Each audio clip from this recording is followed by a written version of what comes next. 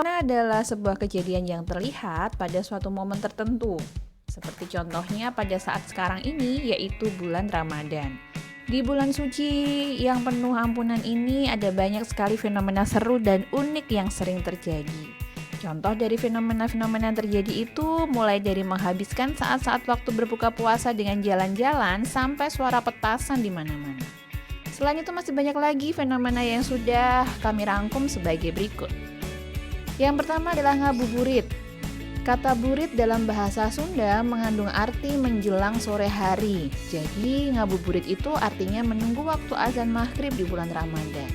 Istilah ini tidak hanya populer di Sunda, tetapi juga di berbagai daerah Indonesia termasuk Jakarta. Banyak hal yang dapat dilakukan saat ngabuburit ini, seperti membaca, nonton TV, dan yang paling populer adalah jalan-jalan. Biasanya masyarakat akan jalan-jalan di sekitar rumahnya atau berkeliling dengan menggunakan sepeda atau sepeda motor bersama sanak keluarga ataupun teman. Yang kedua, buka bersama. Saat bulan Ramadan juga identik dengan istilah buka bersama. Buka bersama di sini biasanya sering dijadikan sebagai ajang reuni dengan teman-teman saat sekolah dulu.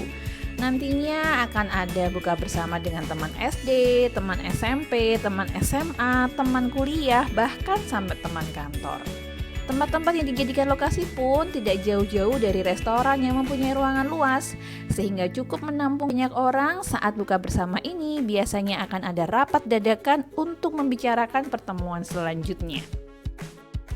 Yang ketiga, sahur on the road. Selain buka bersama, sahur bersama pun sering dilakukan oleh kebanyakan kaum muda. Tapi sahur bersama ini tidak diadakan di restoran, kafe, atau tempat-tempat makan lainnya. Biasanya mereka akan sahur bersama di jalanan. Maka dari itu disebut sahur on the road. Selain makan sahur, mereka juga akan melakukan bakti sosial, yakni membagikan makanan-makanan untuk sahur. Biasanya mereka akan membagikan makanan itu kepada kaum duafa di jalan, panti asuhan, sampai orang-orang yang mereka temui di jalan. Yang keempat, suara petasan di mana-mana. Saat bulan Ramadan tiba, mendadak pedagang petasan muncul di mana saja. Biasanya pembelinya dari kalangan anak-anak.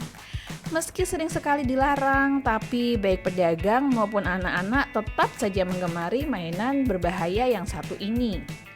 Biasanya anak-anak akan meledakkan petasan di pagi hari setelah sholat subuh dan malam hari setelah sholat tarawih.